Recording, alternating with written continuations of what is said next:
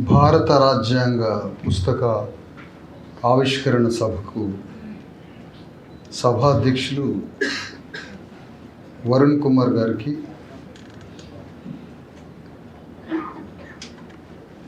ఈ కార్యక్రమానికి ముఖ్య అతిథిగా హాజరైనటువంటి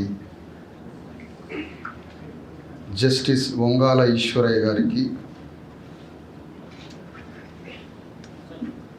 మరియు నేషనల్ బీసీ కమిషన్ మాజీ చైర్మన్, ఆ తర్వాత పిఎస్ఎన్ మూర్తి గారు మాజీ assistant director general Aadhaar, Surya Kiran గారు గద్దర్ ఫౌండేషన్ వ్యవస్థాపక కార్యదర్శి, ప్రొఫెసర్ కంచా ఐలయ్య గారు బహుజన మేధావి రచయిత, శ్రీకాంత్ చింతల హైకోర్టు అడ్వకేట్, సయ్యద్ మక్సూద్ గారు కార్యదర్శి బాంసెఫ్, గుడిగండ్ల లక్ష్మీనారాయణ గారు ఈ పుస్తక తెలుగు రచయిత. ఆ తర్వాత ఈ సభలో హాజరైనటువంటి మీ అందరికీ జై భీమ్, జై భారత రాజ్యాంగం.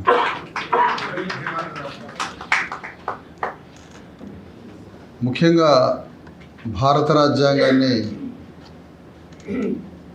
ఈ రకంగా మనందరి ముందుకు తీసుకురావడానికి ఎంతో కృషి చేసి మనందరి ముందుకు ఈ పుస్తకాన్ని తీసుకొచ్చి మనందరి ముందు ఈ పుస్తకాన్ని పరిచయం చేస్తున్న దాని వెనుక ఎంతో కృషి చేసినటువంటి వరుణ్ కుమార్ గారికి ఈ సందర్భంగా మనందరి తరఫున అభినందనలు తెలియజేస్తాం.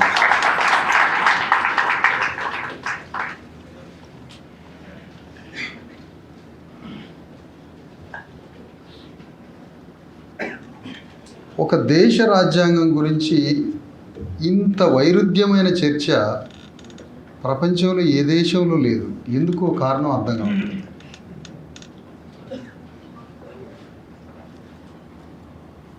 అందరం కలిసి రాసుకున్నామనేమో అంబేద్కర్ గారి ప్రియాంబుల్లో మాట్లాడుతూ ఉంటారు.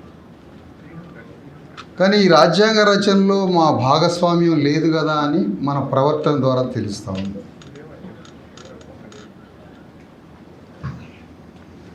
విచిత్రంగా ఉంది పరిస్థితి.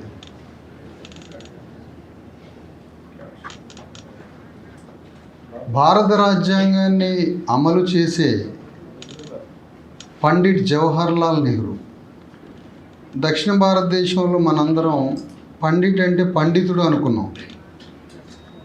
పండిట్ అంటే బ్రాహ్మణుడు అని అర్థం. భారత రాజ్యాంగానికి ప్రియాంబుల్కి పచ్చి వ్యతిరేకిగా ఉన్న వ్యక్తి మొట్టమొదటి ప్రధానమంత్రి కూర్చున్నాడు. అందుకనే ఆ పాప పరిహారం కోసమే రాహుల్ గాంధీ రాజ్యాంగం పట్టుకొని నడిచిండేమో ఆయన మునిమనవాడు. ఎందుకంటే ఐలయ్య గారు వారి ఉపన్యాసంలో రాహుల్ గాంధీ గారు రాజ్యాంగం పట్టుకొని నడిచారు అని చెప్పారు. ఇంకొక మాట దానికి కొనసాగింపు ఏంటంటే అది పాప పరిహారానికే పట్టుకొని నడిచాడు. ఎందుకంటే అంబేద్కర్ని రాజ్యాంగం రాయనీయకుండా లండన్లో జల్సాగా తిరుగుతూ, మన సినిమాలలో కాలేజీకి వచ్చే హీరోలు ఉంటారు చూసారా, నెహ్రూ కూడా అట్లనే చదివిండట కాలేజీలో. అట్లా పండిట్ జవహర్లాల్ నెహ్రూ రాజ్యాంగ ప్రియాంబుల్ అనేది ఒక నైతిక హృదయం. అది భారత రాజ్యాంగం అధిశాసనం మాత్రమే కాదు, అది ఒక నైతిక గ్రంథం. అంటే మనిషి యొక్క నైతిక ప్రవర్తన ఏదైతే ఉంటుందో ఆ ప్రవర్తనకి సంబంధించిన గ్రంథం కూడా అని అంటుంటాడు అంబేద్కర్.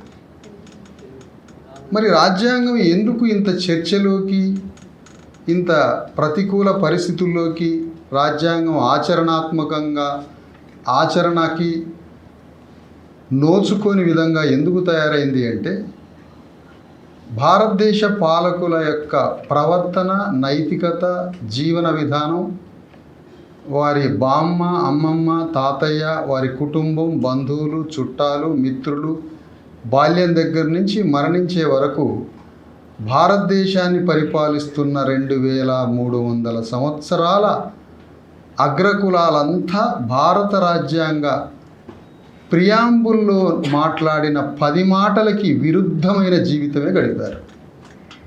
కాబట్టి వారికి రాజ్యాంగాన్ని అమలు చేసే పీఠం మీదేమో కూర్చున్నారు, వారు బ్రతికిన జీవన విధానం అంతా రాజ్యాంగానికి వ్యతిరేక జీవన విధానంలో బతికారు. అందుకనే ఈ రాజ్యాంగం ఎంటర్ అవుతుంటే, భారతదేశంలో భారత రాజ్యాంగం ఎంటర్ అవుతుంటే ఈ ఎంట్రీలోనే భారత రాజ్యాంగాన్ని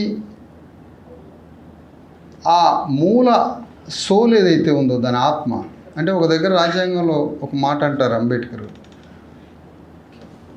భారత రాజ్యాంగం యొక్క ప్రియాంబుల్ ఒక గీటురాయి అంటాడు. దేనికి గీటురాయి? దాంట్లో ఉన్న ఆర్టికల్స్ అన్నీ కూడా భారత రాజ్యాంగం అనే ప్రియాంబుల్ మీటర్ పెట్టి చెక్ చేస్తే ఆ మీటర్కి అనుగుణంగానే ఉంటాయి ఆర్టికల్స్ అన్నీ. అంటే ఆ ప్రియాంబుల్ అనే ఒక గీటురాయి అని చెప్తుంటాడు.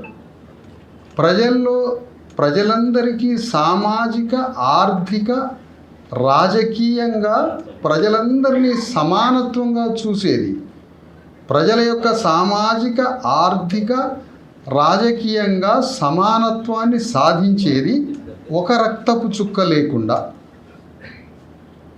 అంటే ఒక్క మాటలో చెప్పాలంటే ఇది విప్లవం. ఇలాంటి విప్లవాత్మకమైనటువంటి గ్రంథం ప్రజల్లోకి పోయేటప్పుడు ప్రజల్లో దీన్ని పరిపాలించే పాలక వర్గము ఆ విలువలనే ఆచరించేటువంటి, ఆ విలువలతోటే బ్రతికే ప్రజలు రాజ్యాంగాన్ని స్వీకరించలేకపోయారు, ఆచరించలేకపోయారు. ఒక బ్రాహ్మణ జడ్జి, ఒక బ్రాహ్మణ లేదా ఒక అగ్రవర్ణ పరిపాలకుడు తన జీవితం అంతా తన ఇంట్లో మనుషులు, తనకున్న 100 ఎకరాల భూముల్లో పనిచేసే మనుషులు, వారింట్లో నౌకర్లు, కూలీలు, ఇదంతా వ్యవస్థ తన కళ్ళ ముందు అదే జీవితం జీవిస్తాడు. దళితుడిని ఎక్కడ పెట్టాలి, శూద్రుడిని ఎక్కడ పెట్టాలి, ఇలాంటి సామాజిక జీవితం గడుపుతుంటాడు ఒక అగ్రవర్ణ వ్యక్తి. అనుకోకుండా ఆయన పరిపాలకుడు అవుతాడు. అనుకోకుండా పరిపాలకుడు అయిన తర్వాత ఎట్లయితాడు అవుతాడు మొత్తానికి. ఈ పరిపాలకుడు అయినాక ఆయన జీవించిన జీవన విధానం అంతా భారత రాజ్యాంగ సూత్రాలకు వ్యతిరేకంగా ఉంది. ఎందుకు? ఈ 2200 సంవత్సరాలు లౌకిక రాజ్యాంగం లేదు మన దేశంలో, అలౌకిక రాజ్యాంగంగా ఉంది. అలౌకిక రాజ్యం అంటే ఆకాశదేవుడు పరిపాలిస్తున్నాడు మన భారతదేశాన్ని. అలౌకిక అంటే లౌకికానికి సంబంధం లేదు, లోక సంబంధం కానిది ఆకాశదేవుడు పరిపాలిస్తున్నాడు ఈ దేశాన్ని. ఆయన చెప్తూ ఉన్నాడు అన్నమాట విషయాలని. కాబట్టి ప్రతి దేశంలో వచ్చిన రాజ్యాంగం ఆ దేశ ప్రజలలో ఉన్నటువంటి, ఆ దేశ ప్రజల హృదయానికి దగ్గరగా, వాళ్ళ నైతిక జీవన సూత్రాలకి అనుగుణంగా ఆ దేశ రాజ్యాంగాలు వస్తే వాటిని ఆనందంగా స్వీకరించి దాన్ని తగ్గట్టుగా పరిపాలన చేశారు. మన దేశ రాజ్యాంగం వచ్చినప్పుడు ఈ దేశ పాలక వర్గం, ఈ దేశంలో ఉన్నటువంటి వర్గాలు ఏవైతే ఉన్నాయో ఆ వర్గాల జీవన విధానానికి వ్యతిరేకంగా ప్రియాంబుల్ ఉంది. కాబట్టి ఎటువంటి పరిస్థితిలో ఈ దేశ ప్రధానమంత్రి, ఈ దేశ ముఖ్యమంత్రి, ఈ రాష్ట్ర ముఖ్యమంత్రి వాళ్ళు ప్రియాంబుల్కు తగ్గట్టుగా వాళ్ళ జీవిత విధానం లేదు. కాబట్టి ఒక సోషల్ వెల్ఫేర్ హాస్టల్ విద్యార్థిని ప్రపంచంలో ఉన్నత స్థాయి సౌకర్యాలతో ఆ విద్యార్థిని చదివించాలి అని ఈ దేశ పాలకుడు ఎవ్వడూ అనుకోడు. ఎందుకంటే ఒక దళితుణ్ణి, ఒక అంటరాని వాడిని ఎట్లా చూడాలని తాను నేర్చుకున్నాడో ఆ చూసే దృక్పథం నుంచే ఆ హాస్టల్ విద్యార్థికి డబ్బులు ఇస్తాడు ముఖ్యమంత్రి. ఈ దేశంలో ఒక సెంటు భూమి లేని ఒక దళితుడు, ఒక అణగారిన వర్గం వాడు ఆయన కళ్ళ ముందు గ్రామంలో ఎట్లా బ్రతికిండో ఆ భూస్వామి కొడుకైన ప్రధానమంత్రి ముందు, ఆ భూస్వామి ఈ దేశ అగ్రవర్ణ ఆయన ఇంటి ముందు ఒక శూద్రుడు, ఒక అణగారిన వర్గం వాడు ఎట్లా బ్రతికిండో, వాళ్ళని మనం ఏ విధంగా చూడాలని వాళ్ళ అమ్మమ్మలు నాయనమ్మలు నేర్పారో అంతే విధంగా చూస్తాడు. కాబట్టే భూమిని పంచట్లేదు. అంతే విధంగా మనకి సామాజిక, ఆర్థిక, రాజకీయ రంగాల్లో సమానత్వాన్ని మనకి ఇవ్వడానికి వాళ్ళ నైతిక హృదయం ఒప్పుకోవడం లేదు. ప్రియాంబుల్ అనే దాని మీద కాసేపు ఇంకొక 2 మాటలు. ప్రియాంబుల్ సార్వకాలికమైనది, సార్వజనీనమైనది, అది విశ్వజనీనమైనది. ఈ 3 ఎవరికి ఆమోదయోగ్యం అంటే ప్రపంచాన్ని పరిపాలించి లేదా ప్రపంచాన్ని అందరినీ సమానంగా చూసే దేవుడి వాక్యంతో సమానం. అది అంటే సార్వజనీనమైనది, సార్వకాలికమైనది, విశ్వజనీనమైన సూత్రాలు ఏముంటాయి? అందరూ సమానంగా బ్రతకాలి. అంటే ప్రజలందరూ సమానంగా బతకాలి, స్వేచ్ఛగా బతకాలి, సోదర భావంతో బ్రతకాలి. ఇది అల్టిమేట్. దేవుడు రాజ్యంలో దేవుడు ఏం బోధిస్తాడో ఆ మాటలే. ఏ దేవుడు అట్లా ఉంచుదాం. అంత గొప్ప మాటని తీసుకొచ్చి డాక్టర్ అంబేద్కర్ రాజ్యాంగంలో ప్రియాంబుల్లో పెట్టినప్పుడు మన దేశ దేవుళ్ళు, మన దేశ నైతిక విలువలు, మన దేశ నైతిక ఆధ్యాత్మిక అంటే ఆది అంటే ఆకాశ దేవుడు అని, మన దేశ ఆధ్యాత్మిక, మన దేశ దేవుళ్ళకి, ఆ దేవుళ్ళ పెంపకంలో పెరిగిన నైతిక విలువల్లో పెరిగిన మన పాలక వర్గానికి ప్రియాంబుల్ పచ్చి వ్యతిరేకంగా ఉంది. కాబట్టి ఈ ప్రియాంబుల్ అనేది వాళ్ళకి ఎక్కడా డైజెస్ట్ కాదు. అందుకనే డాక్టర్ అంబేద్కర్ ఎంత గొప్పవాడంటే ఈ సృష్టికర్త బ్రహ్మట. నిజమే కావచ్చు, సృష్టికర్త బ్రహ్మ. ఆ బ్రహ్మ చాతుర్వర్ణ వ్యవస్థని సృష్టించాడట. ఈ భూమి మీద ప్రజల యొక్క తలరాతని రాశాడట బ్రహ్మ. కానీ భారత రాజ్యాంగం బ్రహ్మ తలరాత రాసింది.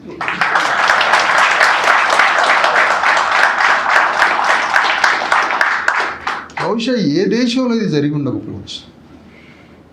దేశంలో ఎన్డి తివారీ నాయకత్వంలో దాదాపు ఒక 1500 మంది బ్రాహ్మణులు ఒక ప్రభుత్వం ముందు కూర్చొని, అయ్యా మాకు హక్కులు ప్రసాదించండి అని 8 రోజులు ధర్నా చేసిండు ఎన్డి తివారీ. తివారీ అంటే బ్రాహ్మణ అని. ఎన్డి తివారీ అంత పెద్ద పోరాటం ఎందుకు చేసిండంటే సృష్టికర్త బ్రహ్మకి దిక్కు లేదు, ఆయనకి హక్కులు కలగజేయండి అని ధర్నా చేసిండు. ఎవరిని అడుగుతున్నాడు? రాజ్యాంగాన్ని అడుగుతున్నాడు. మరి సృష్టికర్త బ్రహ్మ చాతుర్వర్ణ వ్యవస్థను సృష్టించిన బ్రహ్మ, ఆ బ్రహ్మకి దిక్కు లేదని చెప్తున్నారు. ఎంత రివర్స్ చేసిండు అంబేద్కర్.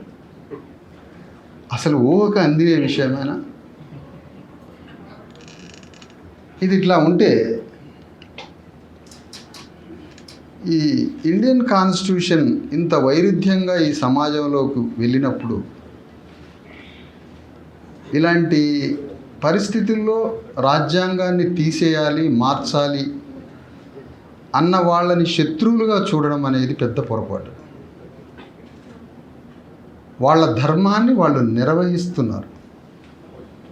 భారత రాజ్యాంగాన్ని మార్చడం వాళ్ళ ధర్మం. అది వాళ్ళు 100% కరెక్ట్ చేస్తున్నారు ఆ పని. భారత రాజ్యాన్ని రక్షించుకోవడం నీ ధర్మం.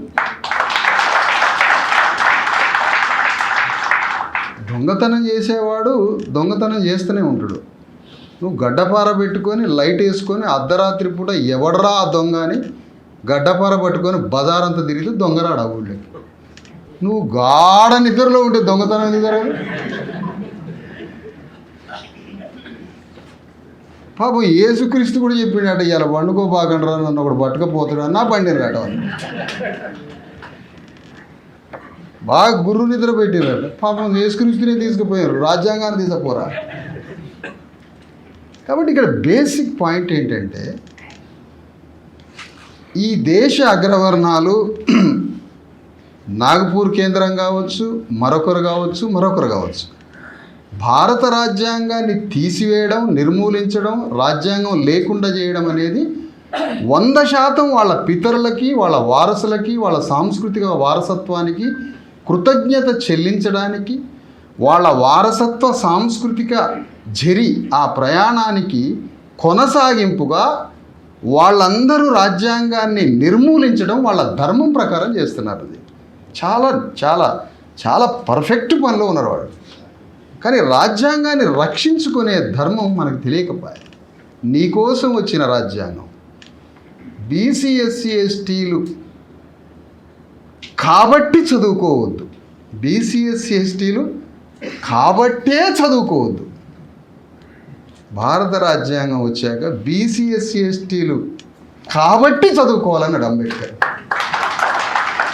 ఎంత ఎంత ఏంటి అసలు ఈ రాడికల్లా ఏంటిది? ఈ వరుణ్ కుమార్ కృషి ఏదో 1970కి ముందు జరిగినట్టయితే ఆ గద్దరు పోకపోయేటోడు, ఆ గద్దరుతో మనం పోయి చచ్చిపోయేటోళ్ళం కాకపోయేటోళ్ళం. గద్దరు ఆగిపోయేవాడు, ఆయన ముఖ్యమంత్రి అయ్యేటోడు. ఆయన పాటలకి ఆకర్షితులమై మనం బలి కాకుండా అయిపోయాడు. ఎంత నష్టం, ఎంత నష్టం, ఎంత నష్టం. ఇంకా సూర్యకిరణ్ అందులో చేరి తినలే. ఇప్పుడు సూర్యకిరణ్ రాజ్యాంగం పట్టుకొని దాన్ని అనుసరిస్తూ ఉన్నాడు.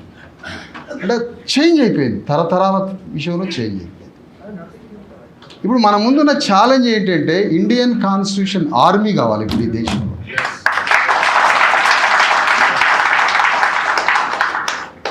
ఈ ఆర్మీ ఈ మీటింగ్కి వచ్చి చప్పట్లు కొట్టి మళ్ళీ వాళ్ళ ఇంటికి పోయి ఇంకెక్కడైనా మీటింగ్ వస్తే మళ్ళీ ఒక సొక్క తయారు చేసుకొని ఆడికి రావద్దు మీరు. ఈ గ్యాప్లో ఆర్మీ కావాలి.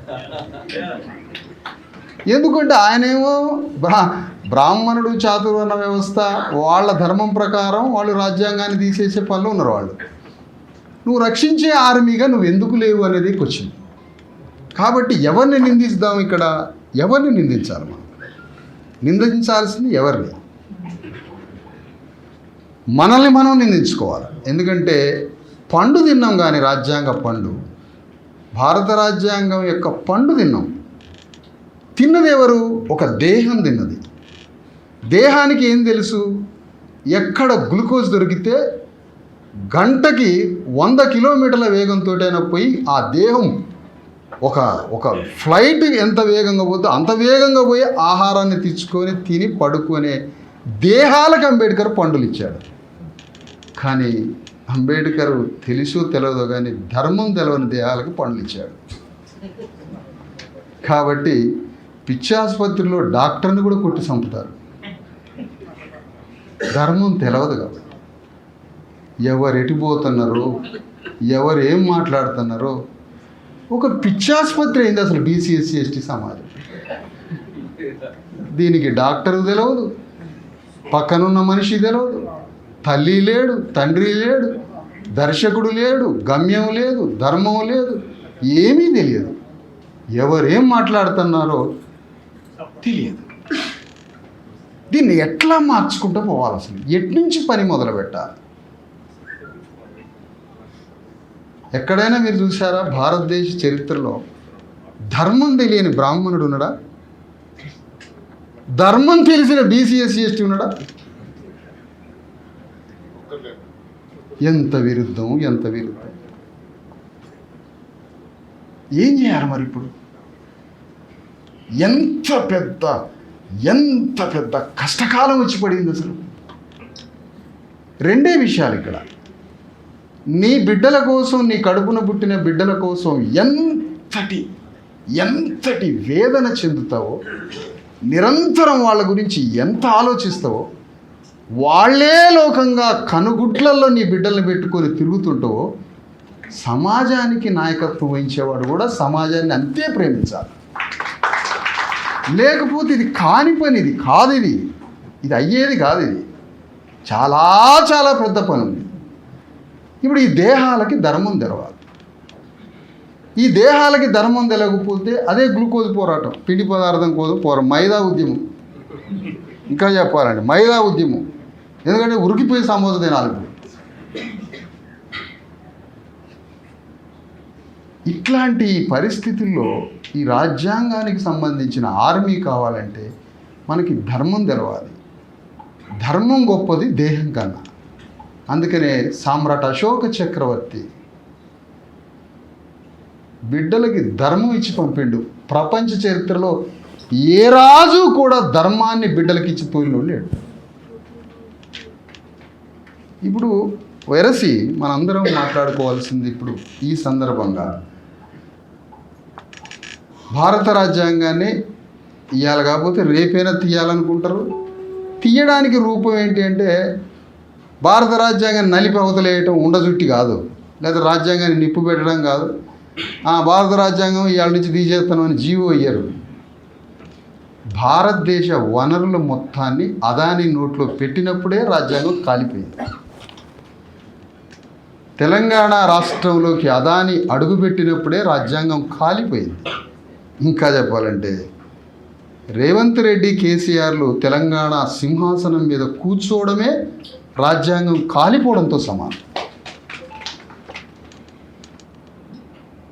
అందుకని మనం అర్థం చేసుకోవాల్సింది ఏంటంటే భారత రాజ్యాంగము దాని దృక్పథాన్ని, దాని మూల సూత్రాన్ని, ఇంకా చెప్పాలంటే దాని ఆత్మని అర్థం చేసుకుంటే తిక్కల పిచ్చి ఉద్యమాల వైపు పోవు.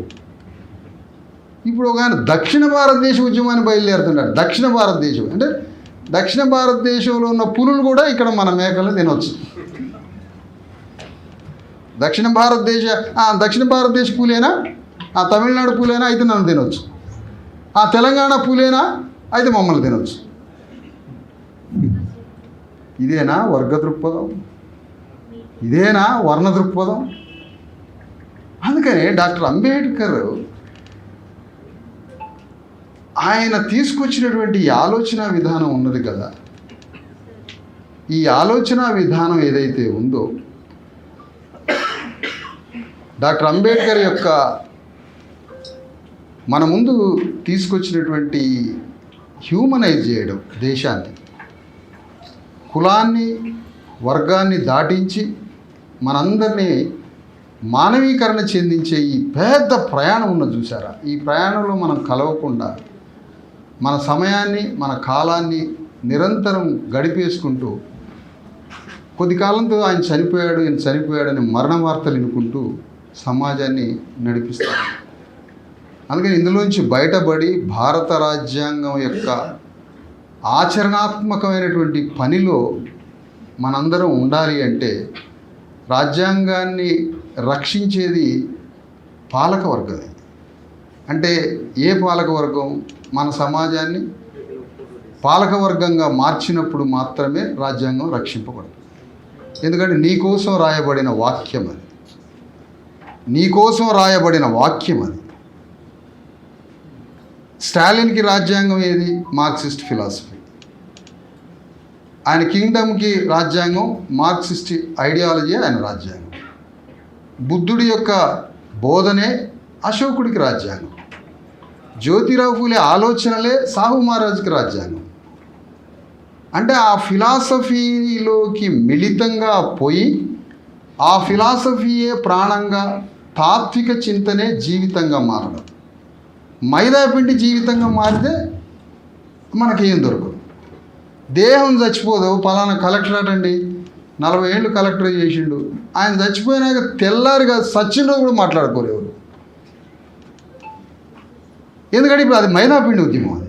కానీ ఆ దేహానికి ధర్మం తెలిసిందనుకోండి, ఆ ఫిలాసఫీ కోసమే నేను జీవిస్తా, ఆ ధర్మం కోసమే జీవిస్తా. అసలు నేను జీవించేదే ఆ ధర్మం కోసం. నేను పుట్టిందే ఈ భూమి మీద నా ధర్మాన్ని కొనసాగించడానికి అని దేహాన్ని, భౌతిక జీవితాన్ని దాటి ధర్మాన్ని పట్టుకుంటే అతనికి క్యారెక్టర్ ఎస్టాబ్లిష్ అయింది సమాజం. కట్టె కాలిగిపోయినా సూర్య గోళంలాగా సమాజంలో మండుతూనే ఉంటుంది ఆ క్యారెక్టర్. ఈ క్యారెక్టర్ మండిందనుకో ఒకసారి, ఆ క్యారెక్టర్ ఎప్పుడూ సమాజంలో మళ్ళా పుట్టిస్తూ ఉంటుంది. తల్లి గర్భమే కాదు, జ్ఞాన గర్భంలో నుంచి కూడా కోట్ల మంది పుడతారు. ఈ జ్ఞాన గర్భాలు మిస్ అయిపోయినమ్మా, ఈ జ్ఞాన గర్భాలు మిస్ అయిపోయినమ్మా. అందుకనే మన ప్రయాణాలు ఇట్లా సాగుతూ ఉన్నాయి. అందుకని ఇక్కడ మొత్తంగా మాట్లాడాల్సింది ఈ భారత రాజ్యాంగాన్ని రక్షించుకోవాలి అని అంటే ప్రజల నుంచి ఎలాంటి తిరుగుబాటు, ప్రజల నుంచి ఎలాంటి నిరసన లేదని మోడీకి తెలిసిపోయింది. రాజ్యాంగాన్ని తీసేస్తామన్నా మారుస్తామన్నా ప్రజలంతా రాజ్యాంగాన్ని రక్షించుకునే పనిలో లేరు కాబట్టి మనం రాజ్యాంగాన్ని తీసేయచ్చు అని మాట్లాడుకున్నారు. సింపుల్ విషయం. ఎందుకంటే ఎవరి పనిలో వాళ్ళు ఉన్నారు. వీళ్ళకి ధర్మం తెలియదు. దేశంలో 90% మంది ప్రజలకి ధర్మం తెలియదని వాళ్ళు డిసైడ్ అయ్యారు. వాళ్ళు ఎందుకోసం భూమి మీదకి వచ్చారు, దేన్ని రక్షించడానికి వచ్చారు, వాళ్ళు ఏం పని చేస్తుంటారు, వాళ్ళు రోజు ఏం ఆలోచిస్తుంటారు, వాళ్ళు జియో ఫోన్లో చూసుకుంటూ ఉంటారా, లేదా పొద్దున్నే ఆదివారం ఏడమాదు షాప్ కాడనే గంటల తరబడి కన్నార్పకుండా చూస్తారా, ఏంటి వీళ్ళ పని అనేది వాళ్ళకి అర్థమైంది. వాళ్ళకి అర్థమైపోయి రాజ్యాంగాన్ని తీసేసినా ఎక్కడ నిరసనలు, విప్లవాలు, పోరాటాలు ఏమీ రావు. కాబట్టి రాజ్యాంగాన్ని తీసేయచ్చు. వాళ్ళకి వేరే పనులు ఉన్నాయి. కానీ వాళ్ళకు కానీ వాళ్ళ ధర్మం తెలిస్తే, అశోక ధర్మం, వాళ్ళకు కానీ వాళ్ళ పూర్వీకుల చరిత్ర తెలిస్తే 100% రాజ్యాంగాన్ని తీసేసే ఆలోచన నుంచి వాళ్ళు విరమించుకుంటారు.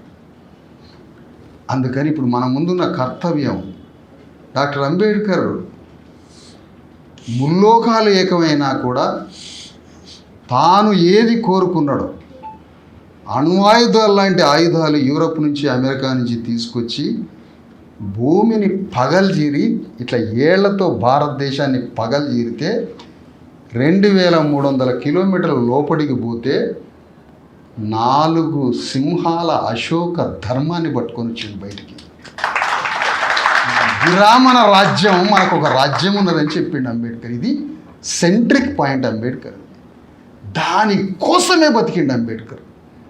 మళ్ళా 2300 సంవత్సరాల క్రితం ఉన్న 4 సింహాల అశోకుడి యొక్క ధర్మచక్రాన్ని తీసుకొచ్చి భారతదేశ చిత్రపటం మీద పెట్టి, భారత ప్రభుత్వానికి 4 సింహాల ముద్రికని తెచ్చిపెట్టి, నీ రాజ్యం ఒకప్పుడు ఉన్నది ఈ దేశంలో, మళ్ళా రాజ్యాన్ని తెచ్చుకోవడానికి రాజ్యాంగం రాసిచ్చాను, చలో రాజ్యాంగాన్ని తెచ్చుకొని నీ చేతుల ఓటకు పెట్టి ఉల్టా నేను చదివిచ్చి అన్నీ ఒప్పజెపితే మైదా పిండి కాడ 5 రూపాయలు కాన్సెప్ట్.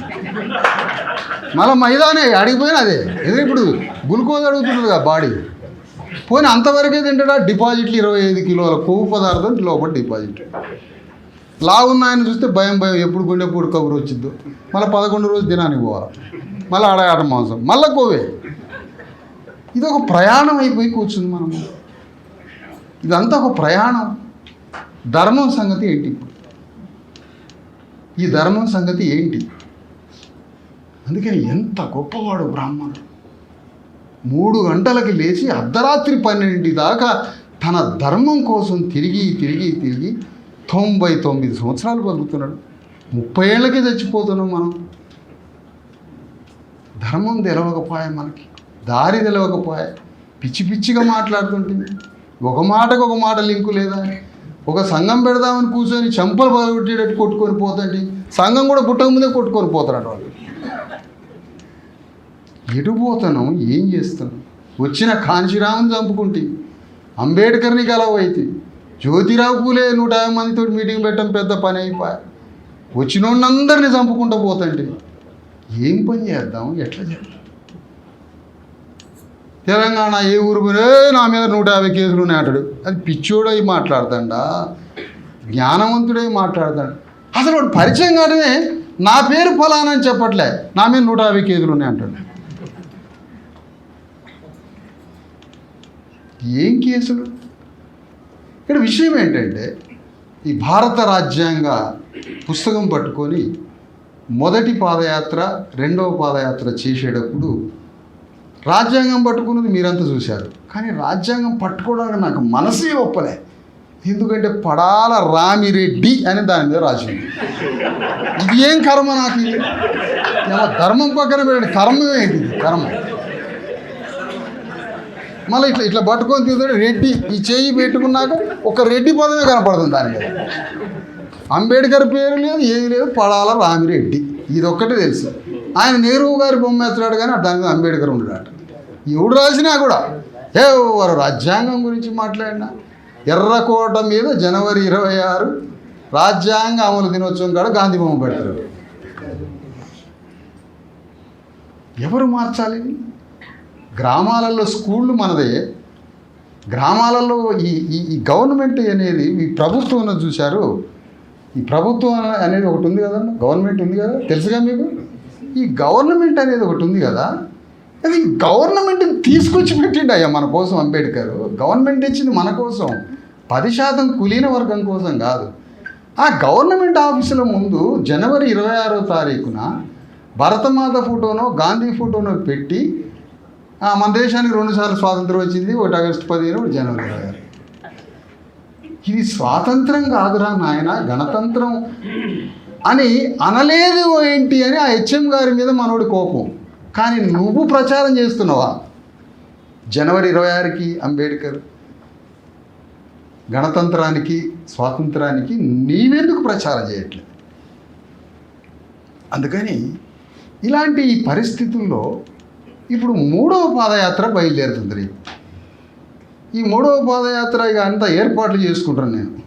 దానికి కావాల్సిన ఏర్పాట్లు అన్నీ చేసుకునే టైంలో ఈ పడాల రామిరెడ్డి పుస్తకం మళ్ళా పట్టాలని అయిందిరా. ఈ నా కర్మ ఏంటి? ఈ పడాల రామిరెడ్డికి రేవంత్ రెడ్డికి చుట్టరేకం మళ్ళీ ఇది ఎట్లా? పడాల రామిరెడ్డికి జగన్మోహన్ రెడ్డికి చుట్టరేకం, మళ్ళీ నేను ఈ పుస్తకం ఎట్లా పట్టాలి అన్న టైంలో వరుణ్ కుమార్ నుంచి కాల్ వచ్చింది. రానే వచ్చింది. ఏమిటి అంటే భారత రాజ్యాంగం మనమే తయారు చేస్తాను అన్నాడు. ఎమ్మటి వారితో ఇక 15,000 కిలోమీటర్లకి నీ పుస్తకమే పట్టుకోపోతున్నా. అదే కాదు, 15,000 కిలోమీటర్ల యాత్రలో 15,000 రాజ్యాంగ పుస్తకాలు పంచబోతున్నాం.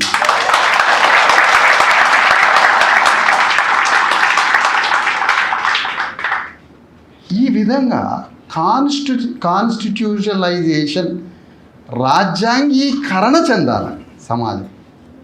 రాజ్యాంగీకరణ అందులో మిళితమై మిశ్రమమై లోపల హృదయము అంతా ఆ ఆత్మలో పెరిగి పెద్ద కావాలి. పెరిగి పెద్ద కావడం అది తీసుకుని రావాలి ఈ ప్రజల్లో. అప్పుడు భూమి సమానం అవుతుంది అందరికీ. సమానత్వం అనేది అర్థం ఏంటి? భూమి అంతా సమానంగా పంచడం అట. భూమి మొత్తం సమానంగా పంచడం. భూదాన ఉద్యమం అని కూడా జరిగింది పోచంపల్లి. ఆయన దానం చేసిండట. దానం వాళ్ళు నీకేడిదిరా భూమి నువ్వు దానం చేయడానికి? 5,000 ఎకరాలు దానం చేసినాడు పోచంపల్లి. నీకు ఎక్కడికి భూమి అని అడగాలి. దానం చేసిండట ఆయన. దానం మనం తీసుకునే వాళ్ళం, ఆయన దానం చేస్తారనమాట విషయం అది. అందుకని సమానత్వం అని రాజ్యాంగంలో చెప్పిన మాట ఏంటంటే, భారతదేశ సంపద మొత్తాన్ని భారతదేశంలో ఉన్న 140 కోట్ల మంది నెత్తికింత అని పంచుకోవడమే గణతంత్రము. రిపబ్లిక్ స్టేట్ అంటే తలకి మధ్య సోదరభావం ఉండడం, తలలన్నీ కలిసి దేశంలో ఉన్నటువంటి ఆస్తిని సమానంగా పంచుకోవడం, స్వేచ్ఛగా బ్రతకడం.